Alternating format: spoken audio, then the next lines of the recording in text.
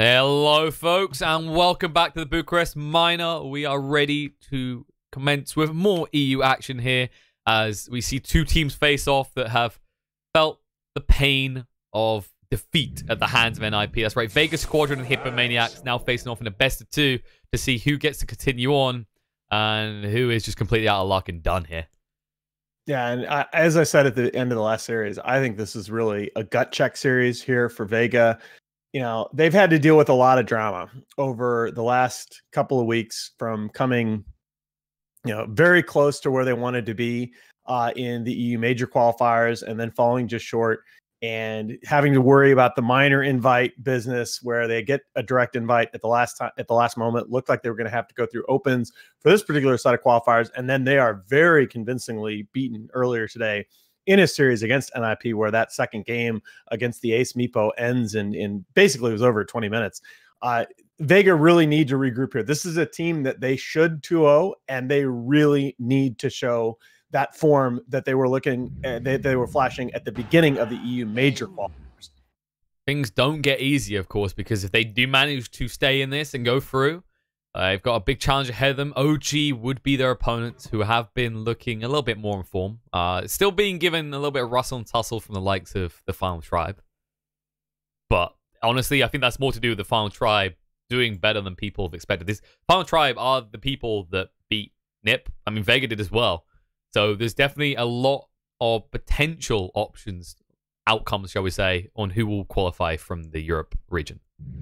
Yeah, absolutely. And I mean, I think we there's a reason that we were all demanding that 4 teams be invited from this region, and that's that we all think that there are 4 teams that not only could go and outright win the minor, but could also do some damage at the major. And this region is just absolutely stacked. You know, I'm going to show a little bit of EU pride while I can before we pull Brexit. But well, I was gonna say, we're still EU for the moment. You can't really show UK pride, so we can. We have casters. We have presenters. All right, that's what we do. And Hippomaniacs are presenting a mean opening of Rubik Axe. Rubik, of course, very flexible between the core and the support role right now. Yeah, and very strong, really very strong opens on both sides. I mean, you can pick a little bit of nit in that it can be very dangerous to show both of your supports in the first 2 picks, which we know from Vega here. But it's proven very difficult thus far from what I've seen in this patch to hard counter both of these 2 supports from the way that they can play in team fights to just the way that they play lanes. There are a lot of different approaches. And meanwhile, over the side of Hippo, you do have some flex value in both of these heroes. Rubik obviously can be a mid in addition to his favored 4 or even 5 position role. Axe has been sliding back and forth between the 3 and the 4, although I do strongly prefer this hero as the 3. But I think Vega is, with these 2 supports, going to be able to contest most of the kind of lanes that you can threaten behind these first 2 picks of Hippo. Most definitely. So the openers, I feel like it reveals a lot less on Vega's side so far. Wow, the supports are, but Hippomaniacs, as you said, the Axe should be a free. This is almost guaranteed. And it's interesting because actually Hippomaniacs were the primary ones focusing out off-laner bans in the first phase. Leading into this second one, I'm looking at what's actually available. And there is still a Dazzle, so Hippomaniacs could grab that. We did see that in the previous series, the Dazzle and Axe combo opener. Right, and I think even Dazzle Rubik as your 2 supports sounded so bad in 719. I think Dazzle Rubik is your 2 supports in this patch, especially when you know that you have the lockdown combos coming out from the Axe is just fine. That's perfectly workable. I still think you can go. I want to see more of AA. I think AA Rubik is potentially disgusting. And I think Hippomaniacs first phased AA when they beat Secret. And they took a game off Secret in the EU major qualifiers. Yeah, I think that was the case. We haven't really seen much AA at all. Most teams have been avoiding this hero, mainly because there's been this kind of fixation around early tri-lanes and then transitioning out. And of course, that used to be AA's sweet spot, right? With the old chill and touch. Right. But the rework, you don't give that to a tri-lane anymore. Yeah, I just think I think the applications of Frostbite are really huge. It takes away some of what the Coddle is able to do potentially with his Ags. It takes away some of Bane's sustain. With Arcane Supremacy, the lift into Cold Feet is very nearly a guaranteed disable, and the duration on those two is ridiculous. And the level 25 AA, I want to see 900 AoE Cold Feet in a per game, because I actually think that's like, that could be downright broken with the right lineup around it. Especially if you get a hero in conjunction. For example, if you had a Darkseer on your team, just holds them all in place, vacuums them in for the Cold Feet. And it's not just, you don't have to proc the Cold Feets in that scenario. It's the fact that they have to run away to make sure it doesn't proc, which means you just chase and kill. I mean, I probably shouldn't spend this much time talking about a hero that hasn't even been picked. There are certainly a lot of things on the board to go to with both kings, with both lanes. Although you do expect to see Vega commit to the offlaner here with so many heroes getting banned out of the pool. You said 3 in the first phase. At least 2, depending on how you see the Lone Druid. But you add the Brewmaster to that. And of course, they did pick the Axe as well. That's where you'll see Freya, right? Has first phase, 2 bans, 1 pick. They're looking at Vega. They're going, what are your options right now? And actually, I wonder if we'll see a Darkseer. I don't think we will, because you've got 2 range supports, but I know Kezu is one of the most renowned people for this hero at the moment. Yeah, Kezu was one of the only people that was playing Darkseer in the last patch. Okay. That's a risk right here. With the Rubik and Axe already on the board. Again, we talked about this issue with the part of the power of the first phase Axe in the last couple of drafts, right? Is you have that strong BKB breaker on a short cooldown from very early in the draft. Luna, the way this patch works, you're going to have that early BKB, and you're going to feel very powerful when you get it, but you know that this Axe is going to be able to control you. And if you try for the BKB Eclipse and you've got a Rubik behind, you can very easily end up giving up that spell and just straight up losing a team fight. On top of that, actually, if this is a Rubik support and you combo that with the Axe, Luna's a short-range hero. You can easily drag her into the creep wave, get an easy call, and she's not a very tanky hero. Yeah, not tanky. I mean, she's one of those heroes that it feels like, as you talk about the Phoenix coming out of here, it feels like that she ought to be a pretty good egg hero. But it's not necessarily the case. Your Luna does not necessarily want to get that far into the fight where she's going to be hitting the egg. It's the big issue. Luna can be highly potent against opponents, especially once they reach your base. But of course, the crux is that short range does leave you exposed. Right, and you're almost always, because of that short range, you're almost always going to be hit by the fire spell. That's a good offlane pick for this lineup. That's your solution to getting this Luna in and out of fights. Perfect Centaur pick, honestly. There's also a lot of anarchy here. When you chase down with a Stampede, the Keeper Light can push people back with Blind Light. There's a very good amount of catch on the side of Vega right now. Well, and it's also, it's looking, as the goes on, more and more like a sort of death ball-y type lineup coming out from Vega. And one of the weaknesses of Centaur is that he's not the best blink initiator by himself, because even with the blink dagger, you still have a very long animation on that hoof stomp. But if the Centaur is more in position where he's just counter initiating and concentrating on getting his team in and out of these fights, he feels a lot more powerful. That limitation does not come nearly as much into play. All right, we did have a slight cut out there, which we forgot to. All right, restart. We always forget to restart this. Let's just do that and get it over with.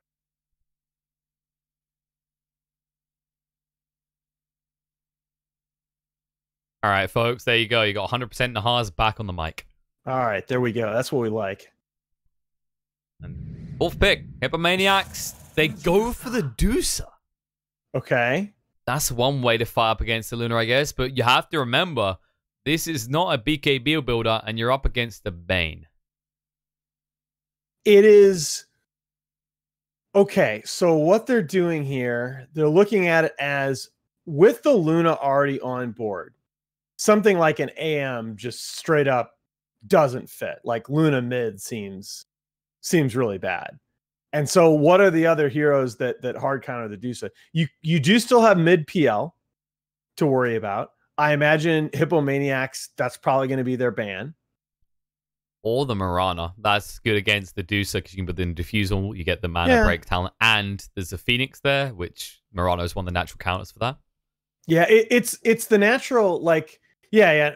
Mirana is the natural diffusal carrier, but once again, like Mirana can have real problems against an axe. And remember that with the change to leap in 7.2.0, I think is a much bigger deal than people realize, because it cuts away one of the tools that she used to be able to use to kite melee heroes. Like, you no longer have the control over your orientation. You can't just you can't leap to the side or leap away and keep attacking anymore. It's definitely true. It does mean you miss out on a small window of that attack speed buff time.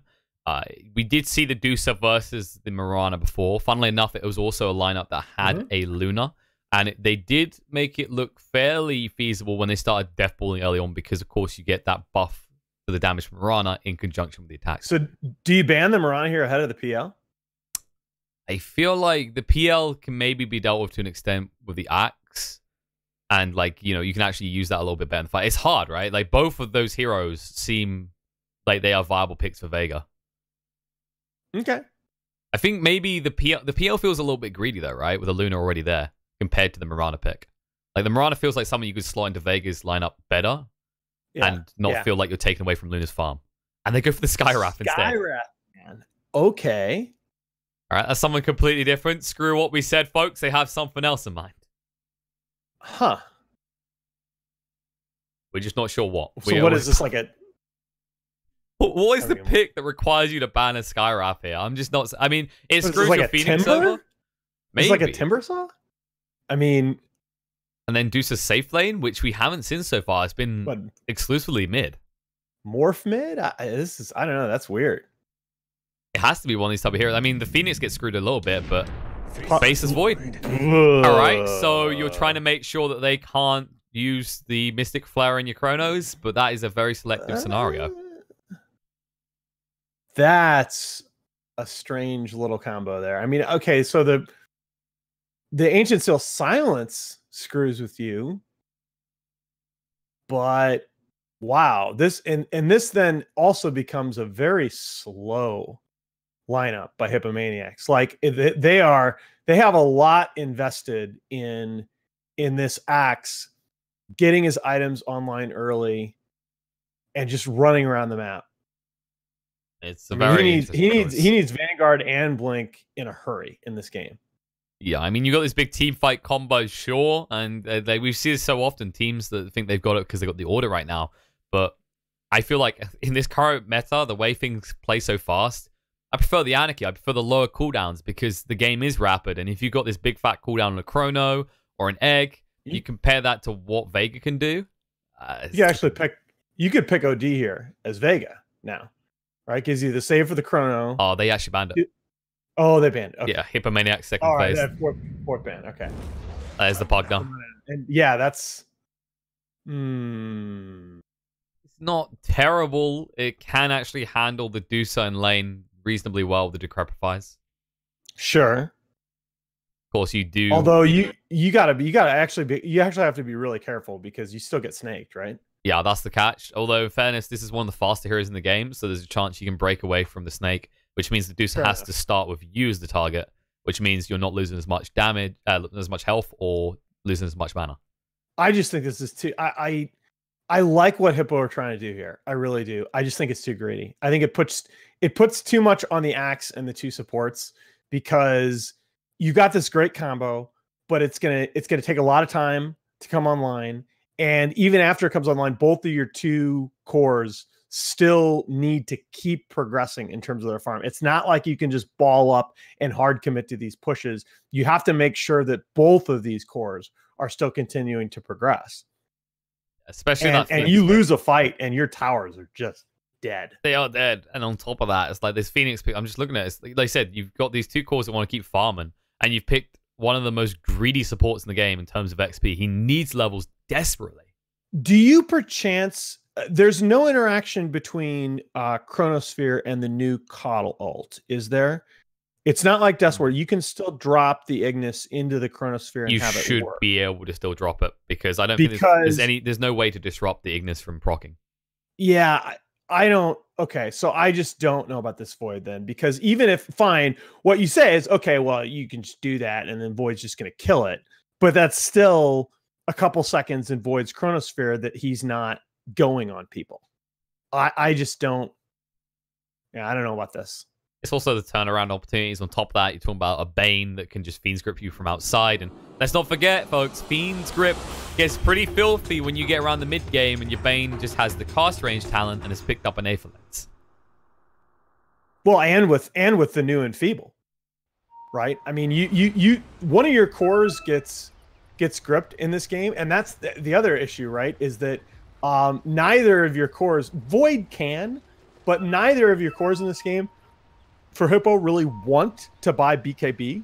And so they're going to have to worry about having Enfeeble on them and getting gripped and just sitting there forever. And then when you look across on the other side, you know, we talk about Luna needing BKB in a lot of these games, and I'm looking at Hippomaniacs lineup. I'm going, actually, Luna could just be as greedy as she wants here. There's not really too much in the way of magical damage to worry about.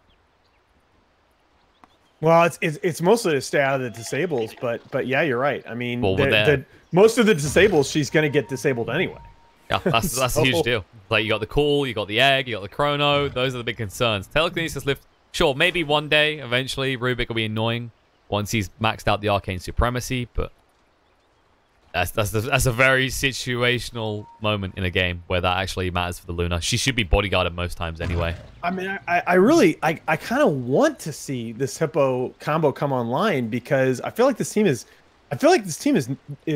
better than what they've shown so far in these games, but it's just such an ask because the other variable in the equation, man, M&T knows this Coddle. Like, he was one of the first players that I saw playing this Coddle in the new patch, and he grasped this hero astonishingly quickly. Definitely has a lot more, shall we say, impact in the lane with the change, bringing Blinding Light into a skill that you can get straight away. And his ult play, like, he was maybe the first player I saw to really figure out the optimal ult placement. The Blinding Light, he downright abuses it. Especially, we haven't actually talked about the combo you can have here, which you can Blinding Light people into stomps. Oh yeah, exactly. That's one of the ways that you need a device to offset the long cast animation of that spell. Yeah, and they immediately get the first range grid. They're going to win the first wave. All right, that was a very fortunate deny by the Phoenix there. Prevents them from just crushing that first wave. But Pugna here in the mid lane is also off to a nice start. It's looking nice. It's kind of interesting how the meta's changed, and now these kind of supports that shove the lanes hard are viable. Because you go back to the previous patch, no one would pick a hero like Cole, not just because of, you know, how weak it was at the time. It's also in the lane, it just shoves hard into your opponents, and it was too favorable for them. No. That's been the meta for a long, like, that meta change has been coming and going, and mostly coming since OG won the Frankfurt Major in 2015. Fly was the first one to preach shoving lanes as a support, and it changed the game so much. Saberlight getting low here in the bottom lane. 2 more hits I think they need. He's going to be able to salve up in the trees. He should still go down here, though, regardless. Lucent Beam will slow him down. Just take a little bit longer. But, I mean, I was talking, like, I got the Nightmare. Shoving later on, but shoving super early on. Like, you didn't want to because you didn't want to give over any denies, right? You wanted to make your opponent's life hard because the XP denial factor was ridiculous. Right. Like, yeah, definitely later on, you want these supports to shove lanes. And if they die for it, it's fine. And this is where Colt is really good. Same with heroes like Jakiro. Also, they got the Bane and Luna got their level 2 super early in this one, and that was part of why they just chased that axe down with no problem whatsoever. Bane had both the Nightmare and the Brains have to work with. They combo pretty well as well because, of course, that Luna Blessing does work pretty well for the Bane, who already hits pretty hard. Yeah, it gives him that. That's one of the problems with Bane. Also, it's not just how hard he hits; it's that his spells are fairly expensive. Nightmare, 165 mana, but you do get bonus int now. Oh, Bane has been found here. We'll be harassed a little bit, but of course, no threat from an axe really, because it's not until at least level 4 that you put a point into Call. Yeah, and level 1 Battle Hunger, as tanky as Bane is, and as much sustain as he gets from the Brain Sap, level 1 Battle Hunger is not going to be enough to zone him out in this game, in this lane. Centaur is awfully low up here on the top lane. And look for him here. Kazu salves up. be fine. Curry needs to be careful. He has the time walk, but trying to harass out maybe next time in the meantime. We'll get the bash. Reasonable spell. Totally reasonable. You know, it's just like everything about the current patch suggests that someone on the development team really likes these anime characters. They just want to, you know, look at the way Omni Slash is now. Look at the way Void Bash is. Oh god, yes. Jugger Void. That's insane. This Pugna is crushing mid. Mage just having a field day against the Medusa. Yes, this is a huge difference. 19-8 to the 10-2 on the Medusa. We wondered how this lane would play out, but you know, part of this is Decrepify. The other part is just the Never Blast forces you to either just tank the hit fully or burn your mana, which you don't want to because you want it for the Mystic Snakes.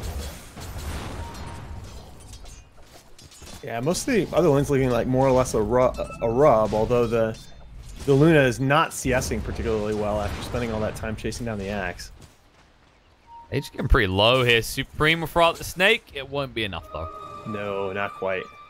Nicely calculated by Mage. He actually got very aggressive in the face of Decrepify, and now he has the bottle. He'll be able to heal up, while Supreme, he's only got a pitiful stick. Yeah, that's the other thing. The Courier was just coming out from base, too, and Supreme now has to play this, at least this next wave, very carefully while he waits for some more regen. And he's always shoving this lane forward because he has, of course, put a point in the split shot. There you go. You get your mana back, but at what price? Right. Meanwhile, bot. Pexu getting pretty low here, actually. Has to stand his ground and fight. Use the brain sap after eating the mango. Lucid Beam's going to be there. Muff might be going down. Pexu needs to watch out for the Battle Hunger. They'll get the kill on Rubik. Pexu, don't let him touch you. There's the Battle Hunger. Gets the brain sap out. Turns around. The call comes out from Saberlight. The spins will get the kill. But Madara will get the runes. Yeah, Madara's going to get both runes, and that's probably a good trade. I mean, I'm not sure she could save the Bane there. It was very unlikely. You would have maybe delayed his death a little bit, but even after that, like Pexu at that stage is out of mana, he's out of health. He'd have to walk back to base or deny himself. Definitely the right choice being made by Madara though. Oh, look at the look at Supreme here in the mid lane, completely out of mana. You know, I was then clicking there. I checked the levels, immediately saw 6. I was like, something's about to happen in this mid lane. Yep. And what it is Medusa's just having her head stomped into the ground. Oh, gosh. Oh, she's in trouble. Pexu rotates around. They trap her in the corner. And they know they got this kill. Never Blast. Life Drain is there. They'll turn around. Nightmare comes out of the Phoenix as well. Seti, what are you doing here? The double for Mage. Well, one apiece, actually, but all the same for him because now with the Catapult and the Never Blast, he can do a lot of damage to this tier 1. I actually want the rune. Muff moving in. Muff's going to deny the Invis rune. Nice play there.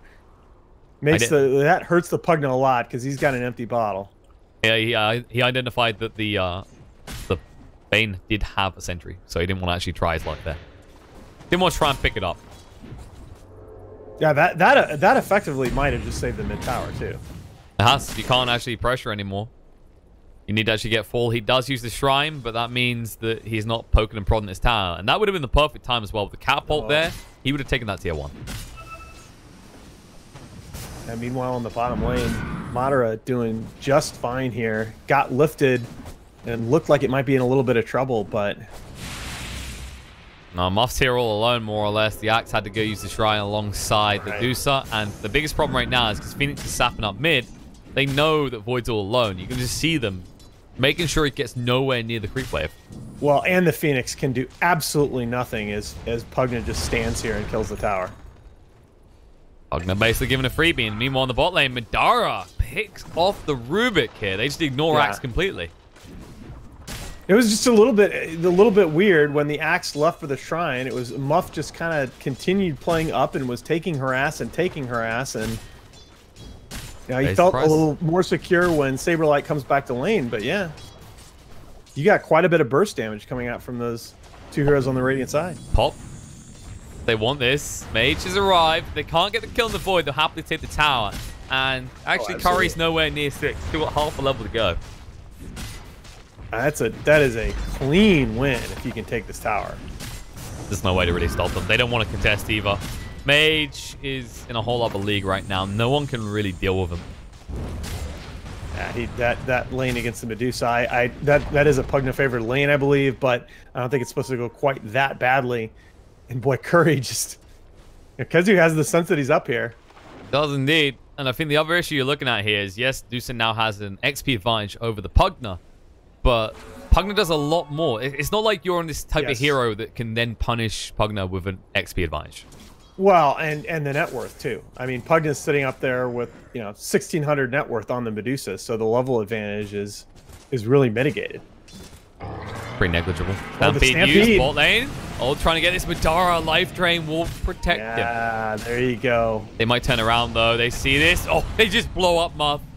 Straight away, he's gone. And Zenny, you might want to leave too. Taking a lot of damage from the creeps.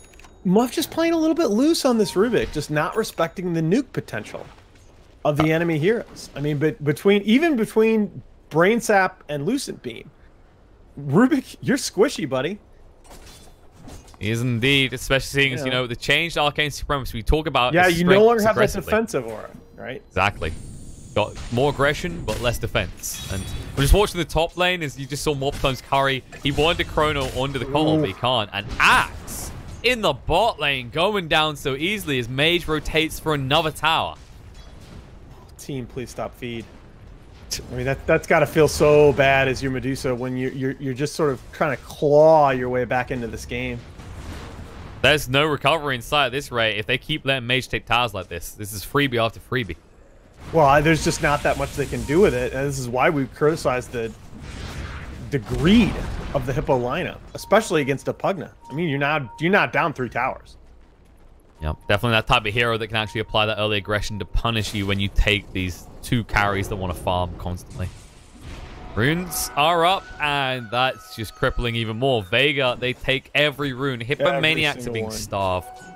And that's a 5k gold lead at 10 minutes with so much map control here. Look at the Radiant Wards. It's just the slow burn in terms of making Dire play on a small map. You can see Dire's wards fixated around this mid that they will never get a chance to touch. As Mage has returned here, and his next objective will just be to start shoving in on that tier 2 in the mid lane. Yeah, you just need, and with this Void Medusa combo, you need a bigger map to provide farm to both of these heroes. That's why I was worried about so much being placed on the Axe. And then when that mid and bottom lane goes so disastrously.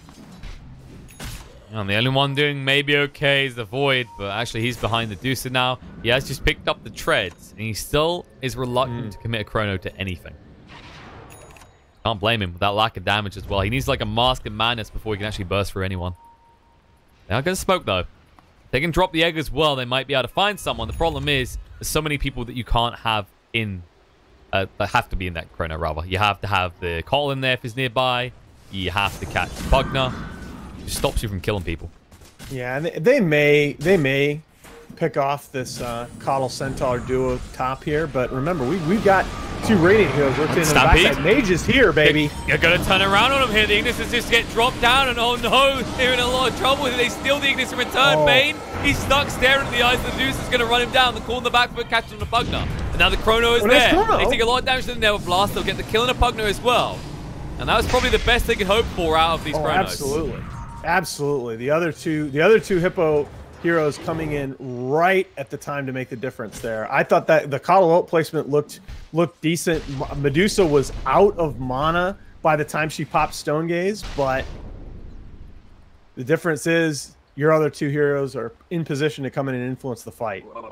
And then the other big thing, of course, was that stolen Will-O-Wisp just placed perfectly to ensure that Peksu got turned to stone, which meant there was no Nightmare coming out. There was no Brain Sap that he could sustain longer. He was just useless. Not to mention, actually... That's why all the teams love picking Rubik, right? I mean, you can always make a big play with this hero out of the support position. He's one of the only heroes that, as the enemy team gets levels, he benefits. Your hero gets better. Absolutely, and like that's the other thing. You look at it. Maybe if Peksu had the Fiend's Grip, but he's about to get level 6, but he definitely wasn't level 6 for that fight. And that meant he had to be that deep. He had to be that aggressive. He couldn't try and snipe someone out from the side with his ultimate. And look at the play call here from Madara though. They want that tier 2. He opens up the jungle. Like you said already, this Deucer Void, they need more of the map. And you're just going to cut off the entire jungle that Void is so desperately farming. Curry needs to be a little bit careful here. Okay, he knows it. Will mean they will submit and probably give over this tower. They have actually smoked up, which is interesting considering you have got the egg coming off cooldown, but no chrono for 40 seconds. Yeah, 40 seconds still to chrono. They got the blink, though, on Saberlight. Problem is, Pexu is likely to just tank this attempted gank. He's pretty deep. They'll ping onto him. They'll move in. The call's going to come out now. Pexu will fall, and they will leave him behind. All the while on the bot lane. He's just a little too far forward there. Stampede to make sure they actually get out. Meanwhile, on the bot lane, maybe next time it's just going to shove in here to make sure someone has to respond. Farm, farm, farm. Absolutely. The richest support right now, but that's what you expect. The biggest thing that you get out of a Cottle pick is he is going to farm like no other. Yeah, but still, that Bane pickoff is really good for Hippo because it gives them another minute or two here to farm both of those big cores. As you see, this is the set that you need to run, okay, to have a chance in this game. You need Void farming primary and Medusa farming secondary jungle. Of course, this is the window, right? Like we haven't seen a feed script so far. That Bane pickoff, like you said, is good because right now the Medusa and the Void are both very squishy, very susceptible to getting bursted down in a Fiend's Grip. Maybe the Deucer a little bit less, but honestly, I mean, you got 700 mana. You have to stay on strength threads whenever you think someone's nearby. Exactly. It's awfully buffed up. I like the move from Rubik, just passing by with the Arcane Supremacy to amp up the damage. Oh, Pexu. He's fine this time. He still needs to get the hell out of here.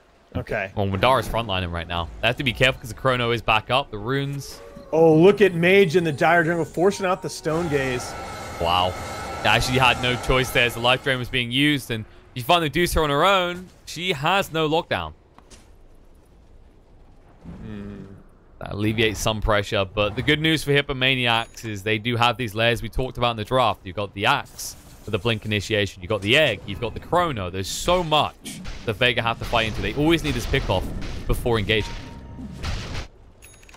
Yeah, which is fine when you're the ones dictating the action, when you're the ones kind of 5-manning into towers. But it feels like Vega have let Hippo get a little bit closer to equal footing. They're going to run this smoke play down into the Radiant jungle. Probably won't catch anybody. They could go for the wraparound. They have to know someone's around the tier 1. They did just see the Never Blast being used, but they don't expect this many heroes. Yeah, and Coddle's coming in on the TP. They're going to have... Oh, they're going to run their own smoke. And this was not spotted. Stomp not there, but Stampede movement forward. The call's going to come out. Saberlight's been found. Now the Will-O-Wisp, they drop the Egg as they know they have no escape plan from this. They'll clean up the Axe and move out of range of the stun. And the Fiend Script, meanwhile, on the backside is going to get the Muff Rubik. Player will find him. He's lurking around. Now Supreme needs to be careful himself. They could move in. The Blink's coming off cooldown for the center. Oh, Chrono connects only on the one. He's going to turn around, face this Void. Still trying to do what he can. Mage will get the Never Blast out before going down. Curry's going to retreat. The gates have been used. Supreme chasing. But the zoning ultimate from Madara will enable the kill onto the Phoenix. He'll turn around the Deucer, who's all alone, has no assistance. They're coming down now with a Void. But he's going to take a lot of damage. Needs to be careful. Illuminate. There's a Lucent Beam. They can't find Kezu. He walks back for the stomp, anticipating. He will go down, though, to the Deucer's damage. And there's Saberlight turning things around. Pexu with the Nightmare to make sure Axe can't keep chasing. They get the Nightmare off. They want the dunk, but Pexu breaking line of sight. He'll buy enough time. This TP, so close. But the Fate Bolt's there. That's a nice try. That really did backfire on the side of Vega. Looked so good to begin with, but Hippomaniacs, surprisingly tanky. Yeah, and it's a good example. Like, that's the kind of fight that Vega wants. They want kind of this rolling skirmish so that Hippo doesn't have as much time to set up the team fight wombo combo, but just that couple of minutes, right? With Medusa having her Y&K online, with Void having this Vlad's online, just gives them the extra sustain that they need on the side of Hippo to force Vega off their side of the map. That's the thing. DD rune for Lina into the Roche pit. Straight away. And the other side of this is they know Chrono, Stone Gaze, and the Supernova are down. Although Supernova is going to be back up in 10. Yeah, but you can't fight without it. Axe maybe gets a godly call, but They already know Axe is on the other side of the map. Saberlight in the bot lane just shoving in on the tier 1 here means they're going to give over the Roach. Scan way too late to do anything about it. Peck 2. He finds Phoenix. The Nightmare's on him. He's a little bit far forward. They're going to move in right now. Never Blast. Life Drain gets him low with the Brain Sap. He's going to go for the TP away. And can they stop him? Yes, they can. Keza gets across with the Stomp Stampede. It just gets you that nice little bonus kill there. Now they can Curry in the left side tree is going to be forced to TP back. Now they need to find a push, though. The problem is they've centralized themselves in the top lane. But, well, there is no tower there. You need to actually transition across to the mid. Yeah, that's fine. They're trying to, but they just don't have the creep wave. Well, Kezu's going to get it now. It should be coming soon. They can take towers quickly. Of course, they can't threaten high ground, not with the full combo of Hippomaniacs up. Yeah, and just little mistakes there. They're kind of little, not even a mistake, but just little bit of suboptimality in your play means that Hippo are able to guaranteed get a tier 1 trade, possibly even a tier 1 for nothing. As the ults are back online, Vega do have to be a little bit careful here. They could easily get caught disengaging for the push if Hippo decide to go back on the offense. Yep, they're just centralizing around Madara, making sure they've got enough distance between them so that if a Chrono comes out, it's all about, like we said before, you either have to have Kotl or Pugna nearby and outside it to ensure the Blinding Light or Decrepify comes into effect and no one dies. Yeah, and it wasn't really a threat there. Curry had already used his TP to get from the top lane down to the bottom of the farm, so he didn't really have a nice vehicle to get back to that fight. Well, Curry does now have the Yasha, so he's increased his DPS in a fight by a decent amount. Then you look on Dusa, heading towards that Skadi, already having one of the ultimate orbs. The window of opportunity is closer for Vega. They do need to wrap this up. That's the thing. You've let Medusa and Void get these sort of mid-tier items that at least means that they're a factor in these fights. Madara, he says any Skadi you can build, I can build too. Actually, he's going for the Manta first. Don't be confused, guys. There isn't a new recipe for Skadi. It doesn't involve 3 ultimate orbs. And I understand the need for this blink purchase on the Mage Pugna, but it is dead gold in a lot of these fights. Like this. Now he's dead. He's going to get caught. The Supernova goes down. The Mage has already gone the Stampede to disengage. The combo is on cooldown, but, well, that was your initiation with the haste, looking for something. Dara going to turn around. There's the Phillips Will-O-Wisp going down. Now the Lucent Beam with the Eclipse doing a decent amount of damage to the case. Connects on the Luna. They turn around the Sunray and they'll just burn through the Aegis. They need to move away, but still staring into the light. Dude has not got rid of the Will-O-Wisp. Will finally go down. The Aegis means that he comes back. Luna looking to turn this fight around. There's going to be a Lucent Beam. Fiend Script. They need to get rid of the Deuce and they will be able to do so.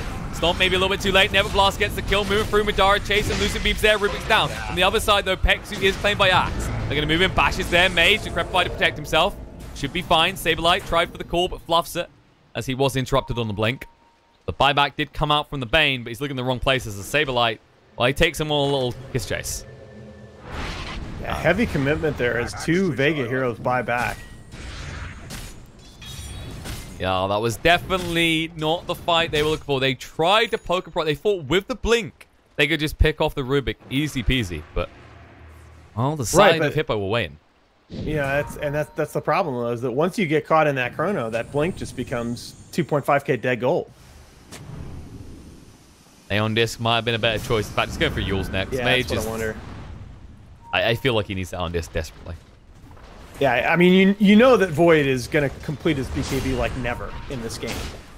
Oh, they're initiating in. Stomp's going to be there. They see the Deucer. Can they actually get it, though? Kessie trying to body lock in. Life Drain's going to be there as well. Trying to just kite out and move to the side. Now Void arriving on the Mage, but no, Nightmare's there. Supernova in 10. Hexu's way too deep, though. He knows he has to give his life for this. As the rest of them have to back away. The Chrono is coming off cooldown 25. They don't want to hang around for that. And Vega. Yeah, that was one of those where the clock in Vega's head was ticking there. They knew that those big ults were coming off cooldown if they chose to extend that engagement. I think that's a wide decision to back, but you do give away Pexu in the process again. That's the thing. I'm just looking at Vega, and all these moves feel rushed because they know they've got to capitalize on the time that those ultimates are down. But Hippomaniacs have done a good job of juggling them. Like, don't be deceived by this net worth. Hippomaniacs are looking a lot better than you think right now. Yeah, I absolutely agree with that. I mean, Vega is the one that needs to be active to maintain this lead, and this is not what you want. And now they're reactive, and they're just going to lose the puck now. So weak. I mean, again, what have we gotten out of the Blink Dagger since completing it? Death, and I believe it was another death as well, actually, Nahaz. Yep. How about sums it up? Saberlight, taking a guess here. I like to see that, you know. You miss 100% of the shots you don't take. We see too often no one wants to try for it. Meanwhile, in the mid lane, Fiend's Grip is there. On Nakari, they drop the egg. He's got the chrono. Can they get him in time? Lucent Beam. Yes! They get through with the double edge. Now, they will pop the egg. Connects on the 2 without the void. You don't have the damage anymore. Dusa doesn't want a part of this. They might actually find Rubik. There it is. Lift going to be there. Call on their side. Actually connects on the Luna. They're going to find it. Stomp, turn around. Nightmare to protect. Madara's going to move away. And now the Will-O-Wisp coming in effect as Axe moves in. There's the Eclipse. The Gaze has been used. Can they get the kill to Axe? Yes. Yes, they can. The Glaze bouncing from the illusion. Supreme will look to escape now. As the Stone Gaze is gone, they'll look to initiate. Maybe next time, blinking forward here. Hasn't got the blinding light for 10 seconds. Madara a little bit too low on HP to engage. But they still take a favorable exchange there. Yeah, and I actually think I think if Supreme had been in position just a couple of seconds sooner, that even could have been a different fight. If he'd have tanked a couple of those Lucent Beams up and saved the Axe, I think Hippo might have been able to turn there or at least get out with less damage. In the end, they are being punished for their greed. I mean, you saw that good move bot and then immediately into mid. They're just trying to get as much out of this map as quickly as possible. But Vega, their heads are not in the dark. We said they've got this net worth lead. They can still compete. And when you're the ones rushing, you're bound to be the ones making mistakes in these matchups. Yeah, and Axe and Void and Medusa should not be farming in the same jungle, which was what's happening there. You got a nice little ancient stack over here. At least a double. Let's go over there and harvest that. Okay. Good man, Curry. Farming efficiency.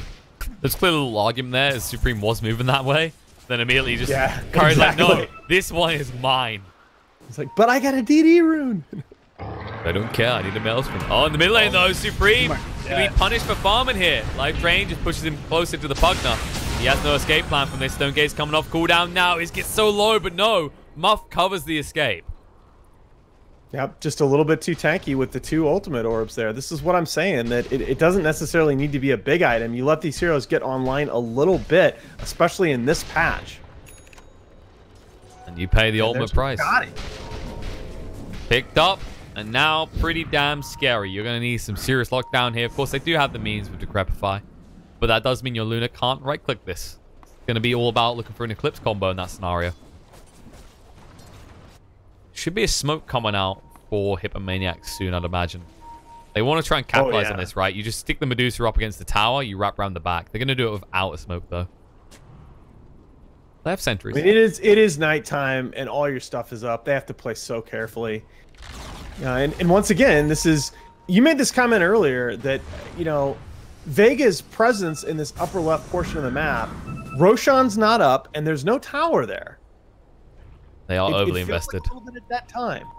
Yeah, it's a lot of wasted time, especially seeing Supreme sit mid.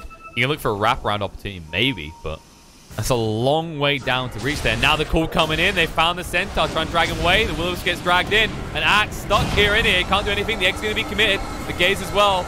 They won't find anything for it. They already lost the Axe, and they need to retreat. They might be found on the way out. Oh, no, look. He flew into the Ignis. Zenny cannot escape. No. This is going to go for the TP. It's going to be close. He'll make it. With his Sun Ray flying away to the teleport of safety. Rubik won't be so lucky, though, as he goes down. Yeah, Saberlight Axe just felt like he was a little bit ahead of his team there. He's like, guys, I'm going. Whoa, whoa, whoa, whoa. Right? The egg positioning, by the time the egg came out, it was right on top of the tier 2 tower, basically. Vega had plenty of vision there, able to sort of do the delta split around it and come back in behind. It was kind of like watching when you have an Enigma on your team. He's like, all right, guys, I'm not going to say when I go because it's going to be so quick. There might be this 5-man opportunity, so I'm going to go for the black hole when it's there. And the time it is there is when your team's on the other side of the map, and you're just going, guys, where are you? I need you over here right now. Team? Be there soon. 20 seconds. No, black hole lasts 4. And, well, similar with the egg. Not going to last that long. You saw the Deuce at the end just kind of run in like damage control there. For God's sake, why did you commit this early?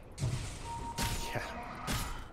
No kidding. And it's got to be said, so Mage has his Yules now, but he's still super vulnerable to getting initiated on. That Axe jump still just ruins him. Yeah, it has been questionable. We both said we think Elon Disc would be better suited here. I would see it as a more desirable item. We are also seeing Supreme head towards the BKB in this game, which is not something we see too often on the Dusa. Yeah, but I think it's called for in this game. If again, that status resistance from the Bane is just so freaking annoying if you get enfeebled and have no BKB. And once you do get BKB, like, Vega has grip to deal with you, and that is about it. True, and also the Qualifier as well just disarms you. Anything that stops you attacking is the problem here. BKB does allow you to go ham. But both teams calming down a little. But may end up finding the Luna down here. They may indeed. Madara is farming the Ancients. If he moves across the Mud Golems, he's as good as gone. Saberlight moving in the pings. That's right. Yep. Madara moves away just in time. He knows something's not right here. Nice read. So finally, the little Sentry. alarm bell's going off. Yeah, but that wasn't what revealed it. It was just a little bit too odd, shall we say. His spidey senses were tingling. Yeah, and you can see the drawing on the mini-map there by Kezu. He wants to continue threatening that top lane, setting up the Roche play. That's their best defense against getting caught in the Roche pit, is making sure these lanes are pushing into the Dire base to the point that Hippo has to respond. And that's what maybe next time has been doing well, as you just saw him shove that in. There is going to be a TP from Void. He does have the Chrono. Boy. If they get caught in the pit against this, though. But if he gets caught, Kezu blinks the other side. Now the call coming in. Isn't going to land, though. Nice idea, but... I mean, it worked last time. Although they didn't have the damage last time. But Kezu's still trying for these next level cute plays. Well, it's one of those things where if Saberlight lands that call in the Roche pit blind with all this ult behind him, he's unkillable. And this is the problem for Vega. Speaking of calls that come out, Kezu down to half HP, Prep protects, and now the Chrono. He still can't attack the Centaur, though. He's still on half HP, get the Stampede out in time in this raid. Now the Will-O-Wisp down, and the Backstab with the Eclipse are going to get rid of both the sports. And Axe down as well. Medusa moving in, no trying to buy buyback up on the against Axe. this, but now disarmed and blinded. The Stomp's going to be there. Curry trying to move in. He did buy back in this, but he doesn't actually have anything to work with. The Fiend's going to come out. Supreme held in place. They return it straight away, though. And Luna locked down on the spot will fall. Yeah, you can try for the Satanic all you want. It's a little bit too late. Man, oh man. And the Medusa's got her BKB online. That's with a disastrous Chrono there at the beginning of the fight, catching out Kezu while he is still decrepit. And this fight might not be over. They can slow it down at least with the blind and light. Stomp. Kezu, no, the lift. Oh, he gets the reactions. The egg as well. Kezu. He's got no escape plan, or has he? 4 stuffs away, courtesy of maybe next time, but Curry chasing. Illuminate charged up. They're going to move through. Sunray will burn him out. That horse is off to the Blue Factory. Meanwhile, back at the Rose Pit Mage. He's Supreme a freebie. I mean, the time walk by Curry, not only does it allow the chase and eventual kill with the Sunray onto Kezu, but it gets him out of range of the egg. Indeed. Fantastically done there from the side of Hippomaniacs. And that gold lead that Vega at least been holding on to is just disappeared. It's just been dwindling and dwindling, and we've been telling you, even when Vega was still up by 6K, it's this combo by Hippo was online, and I don't even now know that Vega have the tools to deal with it. Pugna can't be an initiator anymore, and that's what his items are geared towards. And speaking of initiation, Axe trying his luck again. And that's the thing, risk reward, he can do that, right? He can do that because if he catches, you still have Stone Gaze online. And Kessie now jumping in, looking on the Curry down to half HP. And the Enfeeble doing a lot of work. Nightmare as well, stuck on the spot. Yules, Kessie getting ready for another stomp. It's going to be there, but eats the cheese. Curry's going to be fine. Now the Gaze comes out, trying to move away. Kessie almost dead. We're going to be chased on to Stampede. One more tap would have done it. Supreme with the BKB, moving in right now. Trying to do what he can. Chrono only connects on a Pugna, though. And no, Faceless Boy blinded by the blind light, can't do anything. He'll finally turn around, looking at Mage. The Yule's coming out. Gonna get him low. Faceless Boy will be able to use the time to get away, and Supreme zoning them away from their own fountain here. Oh, he still has Aegis. He doesn't care. We disarm. It will be life drained a little bit, but Supreme will obviously be fine. Saberlight, however, will not. And actually, there might be a backstab. Look at Luna pinging here. Curry low on HP. Medusa going to be healed up. He needs to be at least a little bit careful because he can die twice no, with the Luna, the Will-O-Wisp. Don't look at the placement. The clip's coming out. Not being chased onto. They're going to get rid of the egg quick enough. They turn around. And maybe next time, so on point here. Medusa just soloed out on the side. Now Void trying to go in. But he doesn't have a Chrono to work with. He'd already used it. Satanic activated by Madara trying to heal up. Curry will move away. Can they turn around the Medusa? The Decrepify is there. They'll push her back with the Blind and Light. Snake does come out. And Feeble is on her. If they lock her down now, she's in trouble. Decrepify is there. Life drain available in 5 seconds. And Void does not want to help out here. It's going to be a slow kill, but it could easily be a kill. It is life drain. Trying to escape. BKB's coming off cooldown. He might be fine. Yules, they can try and push him back here. If they get on top of there, it's BKB. Going to stand and fight. Madara scared of this, though. That will allow the Deucer to escape, but that was a little bit too close for comfort. Was that the Will-O-Wisp there that got rid of all the trees? Yes. Okay, so I'm pretty sure that Hippo doesn't know that. Because they set up, right, intending to sort of use the trees as cover there, but Pexu is already there with the Fiend's Grip out of the tree line, and they just... Or was that... Wait, no, was that the Rubik? That was the Rubik. Yeah, he stole it. That was... Okay, I'm sorry, that's what I meant. So it was the Rubik there. He had planned to use the tree line there as cover for Fiend's Grip, and looked like he was in great position to do so, but all of a sudden, not only does the Coddle ult come out and interrupt the Fiend's Grip, but it just totally takes away the cover that Hippo's trying to set up that fight behind, and the route is on from there. Absolutely fantastic work coming out from Maybe Next Time. Saves his team from what would have been a grim outcome otherwise, actually, because if it wasn't for that, and that Fiend's Grip persists, Luna goes down and your base is fully exposed. And you can kind of tell that they wanted to do that, right? Because Supreme is sort of waiting to fall back there, almost baiting the Luna to try and come in to the side and backdoor him. Nice. But as a result, Aegis now gone, and things really are on even footing right now. Although, as the game goes on, this Deucer does continue to get more threatening. Is going for that Butterfly next, but you look at the Luna, already got the Butterfly, the Satanic, the Sustain. If she doesn't get caught in a Chrono, it's very hard to kill her. Right. If she's getting to the point where she can start... I mean, these glaives bouncing around in the fights really start to hurt. Do indeed. And, well, when you look outside of Hippomaniacs, some of them are going to be stacked. With the Axe, the Void. They've got the Chrono. They're going to be right on top of each other trying to just wail into someone. Can backfire. And on Vega, again, it's just... It looks a little bit uncertain. That last fight was so nice for them, but once again, they're in this top lane, and they're going to have a hard time pushing high ground. I think the word is stuck in a rut because they seem so religiously committed to this top lane. And it's just not really leading to anything. Well, it just doesn't... Yeah, it doesn't look like there's a plan there. And again, I understand they're reluctant because pushing high ground into this wombo combo of Hippo is scary. It's absolutely scary.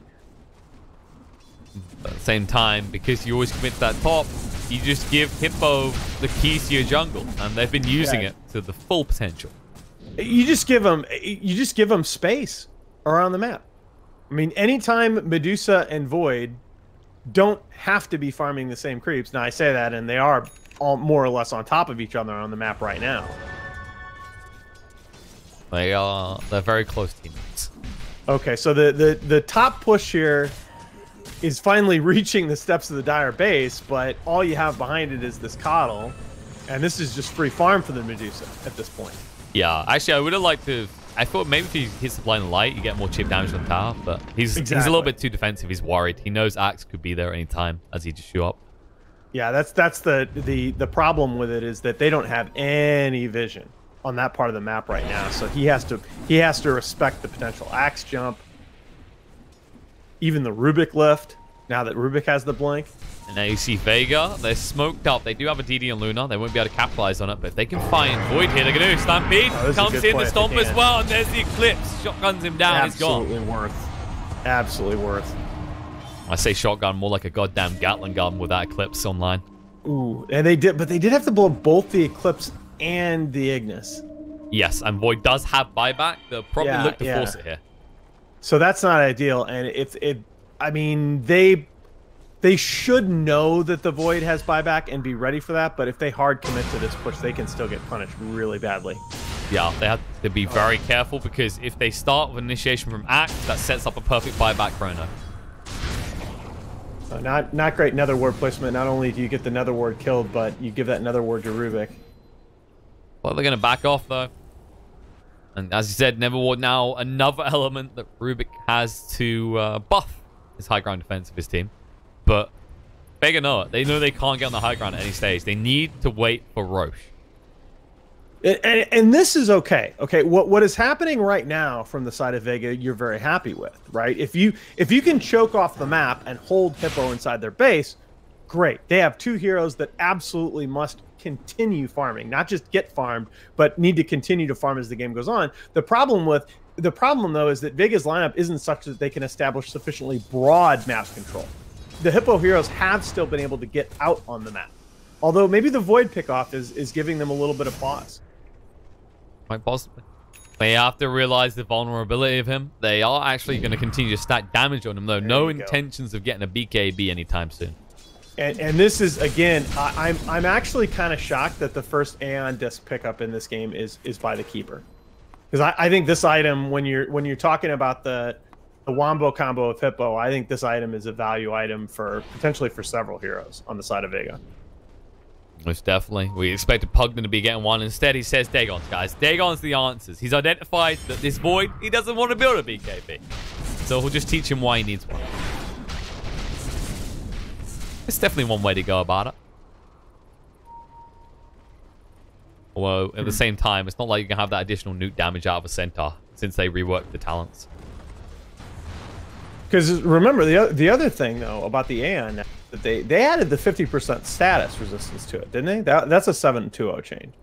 Yes, it is. It's helpful patch notes. Thank you. There you go. So what that means is that the 2.5 second buff is even more meaningful, because they need a full 5 second stun, right, to stun you through the full duration of that 2.5 second buff. It used to be that you could just potentially just lock down the hero when Aeon disc procced. That's actually harder to do now. But looking at this right now, the intentions for this call are very clear. We're eventually issues. All right, we're eventually gonna get to the double Will-O-Wisp stage of the game. And actually, when you think about the state of Roche, eventually you're gonna get your refresher shards as well. Maybe get the triple Ignis Spartus plays, possibly. Yeah, and that's I mean, we saw YapSword did it, and it was kind of a meme, right? It was a series that they weren't playing particularly seriously against Liquid, but you know, that stacked Ignis is nasty because of the way that it alternates. If you offset the two Ignises, oh, you're right there. Yeah, I'm you know, it's like DD runes outside the Roche pit. You know what it does to me. I mean, come on. Just admiring the game in its state. I thought you were admiring the pickup of the MKB on Madara, who now hits for a nice hefty 360 damage. He's a big one. Pretty scary. And that's nice. It's sort of you notice that Medusa picked up the Eagle Song, and now I think might be reversing into an MKB of her own. Pezu? That's a pretty deep location to be at. Stampede's going to be used. The egg committed on the back foot. Peck's going to go for the TP away. The call does connect on the Centaur, though, so at least get one kill out of this. And they can turn that into a push if they want to. They're going to send the axe back because there are lunar illusions that at this stage of the game start to become pretty damn frustrating. Feels like this is the way Vega's going to win at this rate. It's like if Hippomaniacs don't want to commit to a hard fight, because you know Vega aren't going to. Or maybe this Saberlight with BKB, but doesn't matter. Madara, so much lifesteal, he'll just run him down. Doesn't care about the blade mail. They're in the pit, and they'll know that because no one came to help Axe. Maybe next time moves in to slow things down with the blind light. Are they going to go for this, though? Oh, they're seeing this. They move forward on to maybe next time. He's going to force stuff away. The Chrono gets committed to ensure the kill, as he was being annoyed with the Will-O-Wisp. But in your base, look at this. Does Madara need to leave, though, is the question, with the Chrono already being committed? That's like the best Roche defense that they had. It was just that hyper aggressive push off the axe pickoff. It absolutely worked as well, because your Centaur is up in 10 seconds. They know Roche has to be getting low, and Luna, she might walk in and get herself a freebie here. That's a really nice sequence on the part of Vega. Gonna be because they know straight up. Oh Stop man, coming out, Gaze. There's the Yules. Madara can actually clips. He just wants to finish off. Actually gets everything. He leaves the cheese on the ground. He'll finally pick it up. And now Supreme trying to run into this. There's going to be a Fiend's Grip out. Once getting stolen. Used against them. Muff on the side will go down the Never Blast. The Aegis has been claimed, but Curry getting low on HP. Needs to be careful. Stampede going to move in. Gets rid of the Void. Supreme. He's all alone now. He's going to try and fight up against this, but can he? They have got the refresher shot if they want to use it. Call on the back foot is going to connect on a mage. He's getting low on HP. Nightmare to protect. He won't be able to actually get out. It's a Willie Yules. Nightmare doesn't matter, gets dunked. Now moving across, trying to clean up the Phoenix. He should get the kill. The call's going to be there. Madara held in place, can't do anything. Buybacks come out from both the Bane and from the Pugna. But look at the damage. Madara just overwhelms everyone. And the only one left alive is his tanky Dusa, who cannot hang around any longer. Just absolutely gigantic. I think he killed Supreme killed the cheese, didn't he? Because Luna was potentially picking that up too. So Luna had to settle for the refresher shard. But she took it in her stride, and it paid off because with that secondary eclipse, they could not touch her. And she just found a DD. Oh, she's huge at this point. Problem is, all the Hippo heroes do have buybacks. You can force them pretty easily, though. There's a potential for him to punish here. Yeah, it's just going to continue Madara to push. is forced. You can see that. She's like, nope. Immediately turns around with the Hurricane Pike, like, I'm... But not toying with that. They almost get the tower, though. They already taken the tier 3 bot. And Hippo's base is starting to open up a little bit. It's opening up, although it is not time for Vega to relax. This a 2K net worth lead at this point feels like walking a tightrope.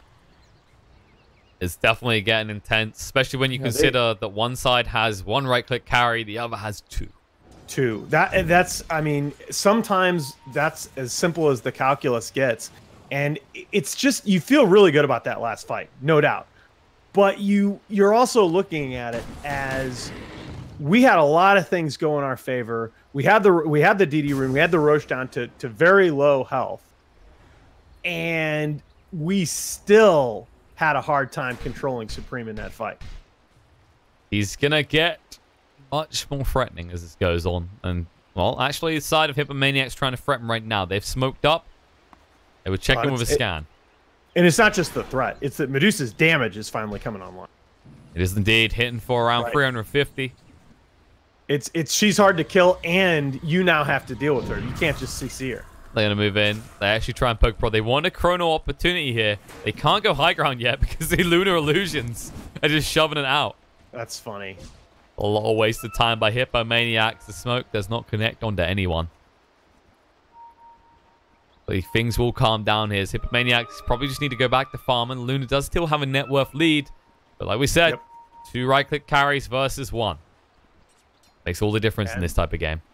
And both going for Daedalus. Both just recognizing that, you know, they need to become these strong damage-dealing presences, and even more critical on the side of the Luna. You know, with proper positioning, right? The Moonglaves mean that Luna, if your team is positioned right, can feel like 2 right clickers. But it's just that the burden is on the side of Vega to execute right now. I think the big thing to focus on for Vega that we're not seeing right now is how badly they could deal with a Heaven's Halberd. That would make all the difference in these fights. Yeah, the disarm on the one Luna. I mean, it's actually not necessarily easy to get in on her. I mean, your Medusa is already practically slot capped. Oh no, but maybe the halberd on Void. Yeah. No, I mean, like the halberd for Vega would be good as well. Like to just nullify either the Void or the Dusa. I mean, she's got the BKB, but that means she's got no Lincolns either. Sure. And then that means you trigger Satanic later in the fight, and then all of a sudden you can't actually get low enough. Because right now, Madara's getting up about half HP. Then he has to use Satanic, then he's still losing the battle. Because, you know, very reasonable talent, 700 mana, plus all of this extra stats gained from the Skadi. Reasonable hero. Very reasonable. Reasonably. I like the way you put that. It's very reasonable. Doesn't sound patronizing at all. Madara. Oh, Stampede. They're going to actually go Curry. They just eviscerate him straight away. It's going to be a far dive away. As Seti says, nope, I'm out on that one. He's going to look for the TP. It's going to be close. Madara, no. He doesn't go deep enough. He was so close to spotting out the Phoenix. But now, with the Void dead, they can easily force his buyback. Yeah. But it's a risky one. He had enough to complete BKB behind that. And he's still going to feel pretty powerful if and when he comes back and buys back into this fight. But Vega now controlling the map a little bit better. And I like what they're doing here. They're gonna They know they have 2 lanes going toward the Dire base. They're going to protect both of these creep waves. Make sure that if they have a chance to win a fight here, that it's going to be double racks. Absolutely trying to solve that. They are being very careful. I thought they were. No, look, I thought they were going to look at Luna. Look at Luna. He's going in for it. Huh? Melee racks will be claimed. They're just distracting the top lane. And no, Wow. Hippomaniacs, they just realized way too late here. They're actually going to lose these racks.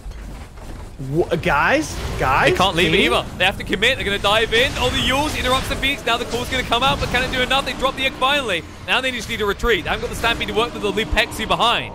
But Luna's still in the base. She didn't stop. She's going for the mid as well. God. Madara, you animal. He'll just Hurricane Pike away and make his escape. And the side of Hippomaniacs just got played. Yeah, that was... And I want to point out, Kezu called that play.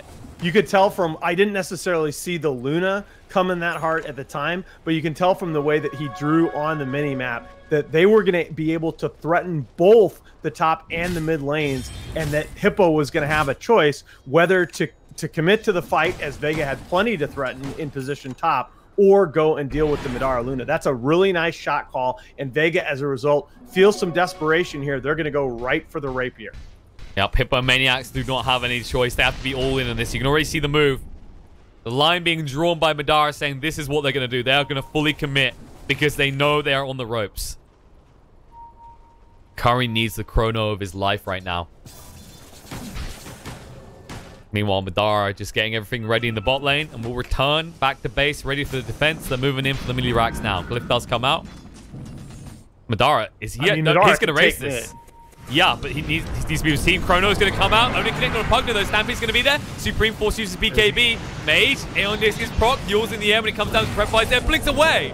The call will not connect. They're going for the tier 4s. But in the base, Madara realizes he can't do it quick enough. The blinding light will slow them down. Now they look to fight. There's the Eclipse coming through. Madara needs to get involved. He's got the Hurricane Pike, but he doesn't want to commit it. Stomp's going to connect onto the Void. Can they do enough? Yes! He's down. Supreme needs to stand up and fight against this, but look at the Prepify. Protect on Madara. They can't kill him off. The Life Drain may stand his ground. Yule to keep himself alive. Madara trying to fight up against it with the life steal. Is going to get Supreme low. It's going to be close. They dunk him, though. The buyback's coming out from both the Void and the Luna. As the side of Hippomaniacs have to retreat. The TP by Supreme, they won't be able to interrupt it, but they will be able to find Axe on the way out. And I think you saw in that fight why we've wanted Mage to buy that Aeon Disc for so long in this game is that they may not be done here. Vega's going to catch up Muff. They're going to find Rubik. He'll throw down a Will-O-Wisp that he stole, but it won't make a difference. They might try and reset here.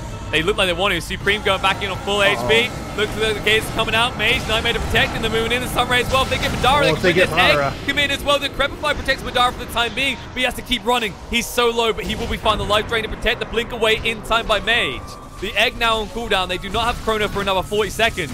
The Hippomaniacs, they are still fully committed to this and they know it. Will they go in is the question. They need that creep wave first, but look what maybe next time is doing.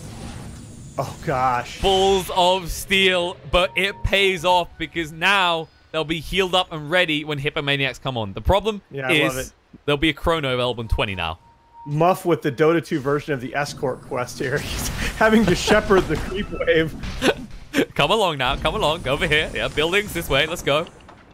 They're going to go straight for bot.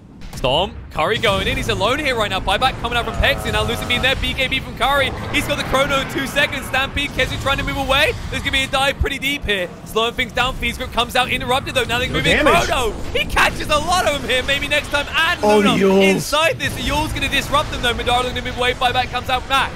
Kezu, he's still alive and so deep, just distracting Supreme in the meantime will finally go down. Buyback comes out from him. He just finally wanted to die so he can get in the fight again. Madara still kept alive. The Decrepify doing so much work here on the side. Pexu getting low, will get bashed up. Should be formed, but the Stomp. No, they can turn around Curry. He's got no mana left. He's going to go down. They'll be able to find him. Decrepify onto the Medusa. They drop Ignis. They're going to stun him in place. He's trying to do enough here. He gets the gaze out, but he's stuck on this spot, fighting up against this. Luna protected by the Nightmare, going to move away. And Kezu, even deeper. Stomp's going to be the Medusa again. They still have not got rid of the Will-O-Wisp. Dusa, if Supreme goes down here, can they find it is the question. They're going to move in right now. He's Madara, the Dire Ancient. Kezu pretty deep, and Madara. They just won the game. For the throne. Has he done it? He has. They distract them. And it looks like the side of Vega will claim game 1. Wow. just too many tools on the side of Vega. I mean, you could see the potential of that Hippo team fight combo, but I think the minute that Mage got that Aeon disc online, where all of a sudden they initiate onto him with the first chrono and the Radiant Base, and he doesn't die. And then you can see with the life drain going on the Medusa, taking out her mana, with the Yule Scepter of the Void in the Chronosphere. There are just so many tools on the side of Vega to just slow Hippo down.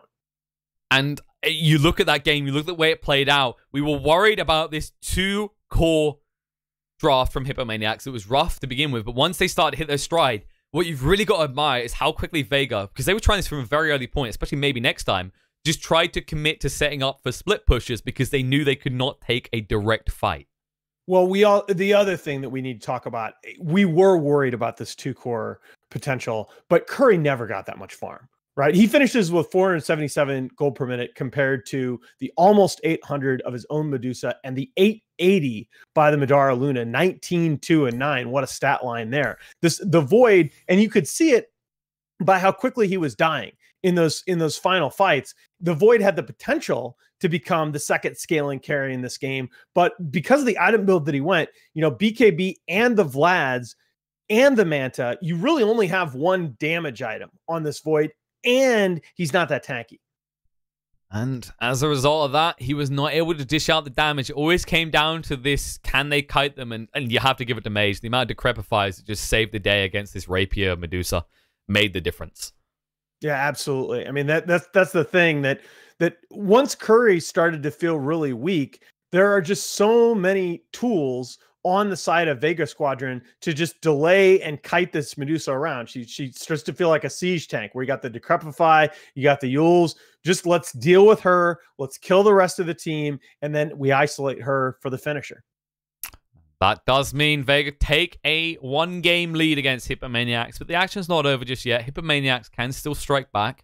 We're going to have a short break, then we'll be back for the second game to see if Vega can convincingly run away with this, or if Hippomaniacs can prove the 2-core theory, or maybe someone else. They've got things in the works that we haven't seen yet, guys, so stay tuned.